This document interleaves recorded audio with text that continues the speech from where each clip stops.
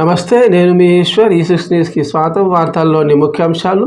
కల్వేముల గ్రామంలో మొహరం సందర్భంగా TPCC working president Jaggareddy మరియు టీజీఐఏసీ చైర్మన్ నిర్మలా జగ్గారెడ్డి గారు హాజరై పీర్లకు శాల్వాలు, పూలదండలు సమర్పించారు. జగ్గారెడ్డి గారు పీర్ల ముందు సరదాగా డ్యాన్స్ చేసిన జగ్గారెడ్డి కల్వేముల ప్రజలతో మాట్లాడి వారి సమస్యలు అడిగి తెలుసుకున్న జగ్గారెడ్డి